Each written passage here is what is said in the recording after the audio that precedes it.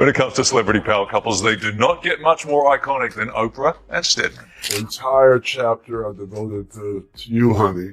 I am so fortunate to be around somebody I get to watch every single day and make things happen all over the world. Our relationship is I want the best for her, so I'm dedicated to her happiness, and so that's great for her. I want her to be the best she could possibly be, and she does. She's done a pretty good job of doing that. When it comes to the equal and free relationship of Oprah Winfrey and Stedman Graham, we can't help but express our admiration for them. However, no matter how hard the two have tried to build trust with each other, disappointment is inevitable. It is known that Stedman's latest revelation about Oprah's taboo secrets has completely upset her in recent days. Let's listen to his rare sharing. Oprah Winfrey's early years were marked by profound hardship and struggle, reflecting a stark contrast to the glamorous and influential persona she later became. According to Stedman Graham, her childhood was defined by severe poverty and a series of personal challenges that shaped her into the resilient and compassionate figure known today. Born in rural Mississippi, Oprah's early life was a testament to the extreme economic difficulties faced by her family. Both of her parents, Verita Lee and Harrison Barnes, were unable to provide consistent support. Oprah's mother, Verita, struggled with financial instability and personal issues, which made it difficult for her to care for Oprah. Her father, Harrison Barnes, was also not in a position to offer support, leaving Oprah in a precarious situation. As a result, Oprah was sent to live with her grandmother, Hattie Mae Lee, in the small town of Kosciuszko, Mississippi. Hattie Mae's home was modest, and the living conditions were incredibly rudimentary. Oprah has recounted how, during this period, her family's extreme poverty meant they had to make do with very little. The lack of basic amenities was a daily reality for Oprah. She described how she and her grandmother lived without running water or electricity. The absence of these modern conveniences was not just a minor inconvenience but a significant challenge that defined their daily life. The clothing situation was equally dire. Oprah has shared that she wore clothes made from potato sacks, a reflection of the severe scarcity of resources. These sacks, often used for agricultural products, were repurposed into garments, highlighting the extent of their poverty. The ingenuity required to turn such materials into wearable clothing underscores the creativity and resourcefulness that Oprah and her grandmother had to employ in the face of their hardships. Her grandmother, Hattie Mae Lee, played a crucial role in Oprah's early development. From a very young age, Oprah's grandmother took on the responsibility of her education and spiritual upbringing. By the age of 3, Oprah was already learning to read, a remarkable achievement that was largely due to her grandmother's dedication. This early introduction to literacy was not just about education, it was also a foundational element in Oprah's future success, laying the groundwork for her love of learning and storytelling. In addition to teaching her to read, Hattie Mae introduced Oprah to religion. This spiritual grounding provided Oprah with a sense of stability and moral guidance during her formative years. The combination of early education and religious instruction was instrumental in shaping Oprah's values and resilience. However, Oprah's life took a difficult turn when she was sent to live with her mother, Verita Lee, in Wisconsin. This transition was fraught with challenges. Oprah's mother's racist roommate made her life particularly difficult. Due to her darker complexion, Oprah was forced to sleep outside, an experience that underscored the harsh realities of racial prejudice and the lack of acceptance she faced. The situation deteriorated further when Oprah's mother, unable to manage the complexities of raising her daughter amidst these challenging circumstances, eventually asked Oprah to leave the house altogether. This rejection left Oprah with a sense of abandonment and uncertainty, compounding the difficulties she faced in her new environment. Oprah's relationship with her grandmother also had its darker aspects. Despite the love and care her grandmother provided, there were also instances of severe punishment. Oprah was often whipped by her grandmother, a practice that was not uncommon in that era. The physical punishment was accompanied by emotional demands that compounded the trauma. Oprah has recounted how she was told to stop crying while being whipped and was expected to put a smile on your face afterward. This demand for emotional suppression during punishment was deeply damaging. The harsh treatment left lasting emotional scars. Oprah later reflected on how these experiences affected her adult life. She described developing a disease to please, a tendency to prioritize others' needs and approval over her own well-being. This behavior was rooted in her early experiences of being forced to suppress her emotions and conform to others' expectations, even at her own expense. Even in her teenage years, Oprah's relationship with her mother deteriorated further. The difficulties they faced were compounded by Oprah's own struggles with behavioral issues and the turbulent environment in which she found herself. As a result of these issues, Oprah was sent to a juvenile detention home. This decision reflected the severity of the problems she was grappling with at the time. However, the juvenile detention home was at capacity when Oprah arrived, meaning it couldn't accommodate her immediately. This delay in processing added another layer of difficulty to an already challenging situation.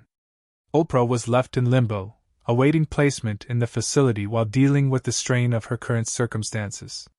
During this waiting period, Oprah's mother made a decision that would significantly alter the course of Oprah's life. Unwilling to have Oprah stay in the house during the 2-week waiting period, her mother chose to send her to live with her father, Harrison Barnes, in Tennessee. This decision marked a major shift in Oprah's life and would ultimately become a turning point. Moving to Tennessee to live with her father represented a dramatic change in Oprah's environment.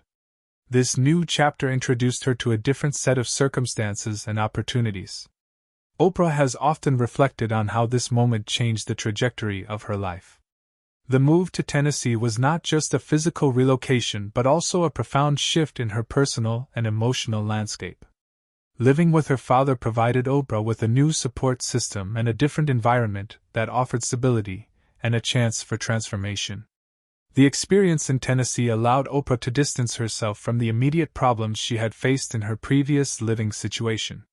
This separation from her mother and the juvenile detention system was crucial in providing Oprah with the space she needed to reflect on her life and make positive changes.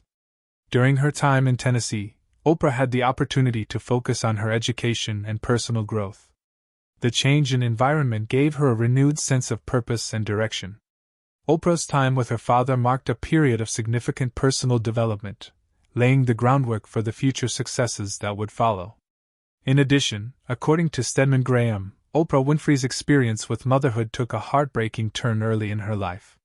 She experienced the devastating loss of her first and only child, a premature baby boy she named Canaan. The name Canaan, symbolizing new land or new life, reflected Oprah's hopes and dreams for her child. Tragically, the infant passed away in the hospital a few weeks after his birth, marking a profound and sorrowful chapter in Oprah's life.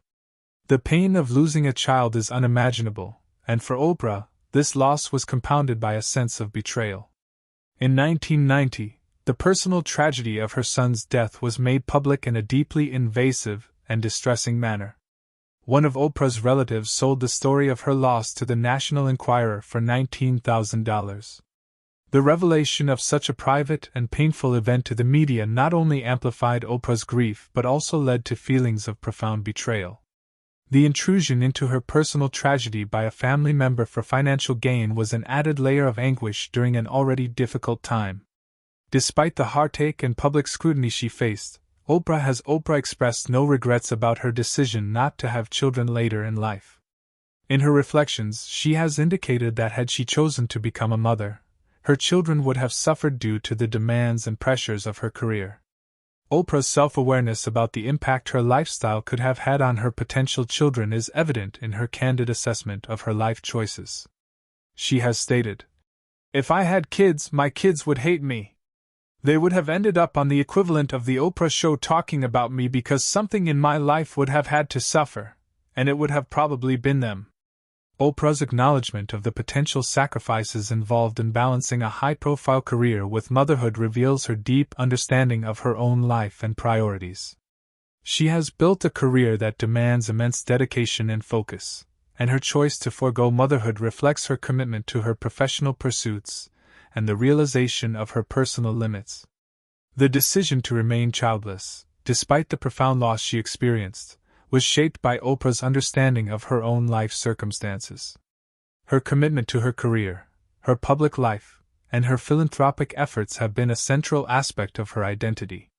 Oprah's openness about her personal struggles, including the loss of her son and her choices regarding motherhood, reflects her broader approach to life and her willingness to confront and discuss the complexities of her experiences. Moving on to her career, Stedman Graham revealed that Oprah Winfrey's early career in television took a significant turn when she was fired from her first anchor job at WJZ-TV in Baltimore. The experience was a pivotal moment that ultimately redirected her career trajectory and set the stage for her future success. At WJZ, Oprah was employed as a television news anchor, a role that demanded a high level of objectivity and detachment. However, Oprah's natural empathy and emotional engagement with the stories she covered led to a clash with the expectations of the role. Her tendency to laugh and cry while reporting on news stories was seen as a sign of emotional attachment that did not align with the standard practices of hard news reporting. A producer at the station ultimately decided that Oprah was unfit for television news and made the decision to pull her off the air. Being dismissed from this position was a significant blow for Oprah, but it was also a turning point that would lead to new opportunities. Although the firing was a challenging and painful experience, it turned out to be a blessing in disguise. Oprah's emotional depth, which had been viewed as a drawback in the context of hard news, was actually a strength that suited a different style of broadcasting. At the same Baltimore TV station that fired Winfrey, she says she faced appallingly inappropriate treatment on a regular basis. The media mogul later recalled her less than pleasant memories of anchor Jerry Turner during her time at WJZ. Winfrey alleged that she was embarrassed by the way she was treated during her tenure at WJZ-TV in Baltimore. Oprah Winfrey encountered not only the professional challenge of being deemed unfit for television news but also faced deeply troubling personal treatment that compounded her difficulties at the station. Her time at WJZ was marked by significant emotional and professional strain, aspects of which Oprah has openly discussed in later years. Oprah has recounted that her experiences at WJZ were marred by appallingly inappropriate treatment, particularly highlighting her interactions with anchor Jerry Turner. Turner, a colleague at the station, reportedly contributed to a hostile work environment for Oprah. Winfrey has been candid about the negative impact this treatment had on her, describing how she was often embarrassed by the way she was treated during her time at the station. The inappropriate behavior and comments she endured from Turner were indicative of a broader pattern of disrespect and unprofessionalism that Oprah faced. The nature of this mistreatment went beyond simple professional disagreements and extended into personal humiliation. Oprah's recollections from this period reflect a profound sense of discomfort and marginalization, exacerbating her already challenging situation at WJZ. Oprah's experiences at WJZ were not merely about professional shortcomings. They were deeply intertwined with her personal experiences of being treated in a demeaning and disrespectful manner. This environment of hostility and lack of support played a role in her decision to leave the station, further compounded by the decision of the producer to pull her off the air.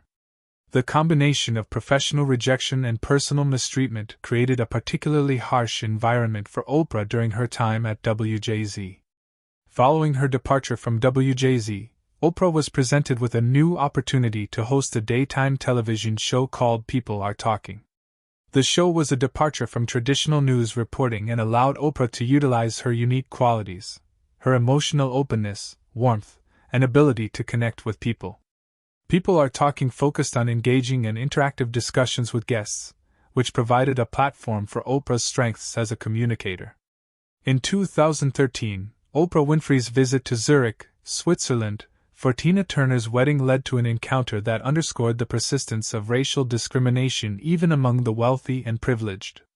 This experience highlighted the subtleties of racism that can manifest in everyday situations, regardless of one's status or influence. During her visit, Oprah walked into a high-end store and spotted a luxurious handbag priced at $40,000. Intrigued by the item, she approached a saleswoman with the request to see the bag. To her dismay, the clerk responded with a refusal, saying, "No, it's too expensive." Winfrey, a prominent media mogul and one of the world's most recognizable figures, was taken aback by the response, which seemed to suggest that the price of the bag was a barrier to her viewing it. Undeterred, Oprah made 2 additional attempts to view the handbag, only to face the same refusal each time. The saleswoman's repeated denial was not only surprising but also deeply troubling, considering Winfrey's global reputation and her significant financial means. This refusal seemed to stem from an underlying prejudice rather than a mere matter of the item's cost or availability. In a candid interview with Entertainment Tonight, Oprah reflected on the experience, acknowledging that while she could have responded by leveraging her fame and wealth, such as using her credit card to make a point, she chose not to escalate the situation. Her decision to refrain from making a scene was a deliberate one, rooted in her understanding of the broader context of racial discrimination. Winfrey commented, "I could have had the whole blow-up thing and thrown down the black card, but why do that?" She added, "But that clearly is, racism still exists." "Of course it does." Another notable incident occurred in New York City, highlighting the challenges she has faced despite her high-profile status. During a visit to Madison Avenue after enjoying a Broadway show, Oprah and a friend decided to stop by a store that had caught Oprah's eye with a sweater displayed in the window. The excitement of potentially finding a new item of clothing quickly turned into a disheartening experience when the store's associates refused to open the doors for them. Oprah, determined to address the situation directly, decided to take action. She crossed the street to a payphone, called the store, and inquired if they were open. The response was affirmative, which prompted her to return to the store with the hope of resolving the situation. However, upon her return, Oprah and her friend were still met with closed doors. This refusal to allow them entry, while 2 white women were seen entering the store, made it clear to Oprah that they were facing a racially motivated barrier. Oprah described the realization in her own words, saying, "Suddenly it dawns on both of us, oh my God, I think we're having a racist moment." The situation escalated when Oprah decided to address the issue with the store management. When she later contacted the store to complain about the treatment she and her friend received, the store's explanation for their actions was shocking.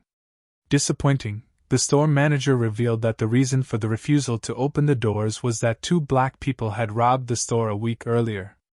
This justification underscored a troubling stereotype and a discriminatory practice, highlighting the prejudiced assumptions made by the store's staff. In response to the store's offer of compensation, a gesture meant to atone for their actions by giving Oprah the sweater for free, Oprah chose to reject the offer. Her response was straightforward: "Keep the sweater." This reaction was more than a rejection of a mere piece of clothing. It was a firm stand against the discrimination she had faced. Oprah's decision to forego the sweater symbolized her refusal to accept or condone the racist treatment she had experienced. According to Stedman Graham, Oprah Winfrey's journey through addiction and recovery is a poignant chapter in her life story, illustrating her vulnerability and resilience in the face of personal struggles. Her experiences with drug use and the emotional turmoil that accompanied them are deeply intertwined with her relationships and her path to self-discovery. During the 1995 episode of The Oprah Winfrey Show focusing on drug recovery, Oprah made a significant revelation about her past. She openly shared with her audience that in her 20s, she had used cocaine. This admission was not just a disclosure of her past substance use but a reflection of a broader struggle involving a turbulent relationship. Oprah recounted how her drug use was closely tied to her involvement with a boyfriend at the time. As she revealed, her dependency on drugs was significantly influenced by her relationship with this individual. She noted that when the relationship ended, so did her drug use, highlighting how intertwined her substance use was with her emotional state and the dynamics of her romantic involvement. During this emotional segment, Oprah's candor and the tears she shed left a profound impact on viewers and guests alike. One guest of the show later reflected on the experience, describing how Oprah's vulnerability resonated deeply. The guest remarked that witnessing Oprah's admission and her visible emotional response was striking, revealing a side of the media mogul that many had not seen before. Oprah's willingness to share her struggles publicly was both brave and relatable, demonstrating that even someone of her stature had faced significant personal challenges. In a 2005 interview with Today, Oprah elaborated further on her experiences with addiction.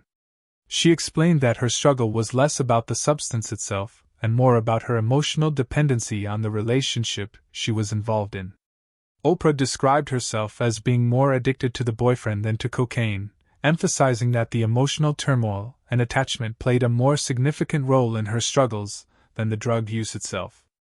Oprah's decision to make this admission on television was a profound moment in her career. At that time, she was at the height of her influence and success, making her vulnerability in discussing her past drug use all the more impactful. The risk of exposing such personal information was considerable, but Oprah's openness about her struggles served as a powerful testament to her authenticity and her commitment to helping others. By sharing her story, she aimed to provide hope and encouragement to those facing similar battles, demonstrating that recovery and healing are possible even for those who have achieved great success. This is probably a secret that Oprah Winfrey never wanted you to know. In 2003, Oprah Winfrey faced a profoundly tragic loss with the death of her half-sister Patricia Lloyd. Lloyd, who was only 43 years old at the time of her passing, was found dead in her home in a suburban area of Milwaukee. The circumstances surrounding her death were shrouded in uncertainty initially, as the medical examiner could not determine a definitive cause of death. However, reports later suggested that drugs might have played a role, casting a somber shadow over an already troubled family dynamic. Patricia Lloyd's death marked the end of a complex and strained relationship between her and Oprah. The relationship between the half-sisters was fraught with difficulty, partly due to past betrayals that had tainted their interactions. One significant betrayal involved Patricia attempting to sell details about Oprah's private life to tabloids. In 1990, Patricia went to a national magazine and shared personal and sensitive information about Oprah, including what Oprah referred to as her hidden shame. This betrayal was a significant breach of trust and had lasting effects on their relationship. The New York Post reported that Patricia left the magazine's offices with $199,000, a sum she received for disclosing Oprah's private matters. The pain of this betrayal was compounded by the loss of Oprah's half-brother Jeffrey, who had passed away from AIDS in 1989. Jeffrey's death was another profound loss for Oprah, adding to the series of personal tragedies that she had endured. The death of her brother and sister underscored the fragility of life and the complexities of family relationships. In addition, one particularly striking thing in Oprah Winfrey's personal life involved her father, Vernon Winfrey, and his decision to write a tell-all book about her. According to Stedman Graham, this situation reveals the complexities of Oprah's relationships with her family and highlights the pain that can arise when personal boundaries are crossed. In 2007, the New York Daily News reported that Vernon Winfrey, Oprah's estranged father, was planning to publish a tell-all book about his daughter. The announcement came as a shock to Oprah, who expressed her disappointment and dismay upon learning the news. According to Oprah, she was initially incredulous about the report when an assistant informed her of the Daily News inquiry.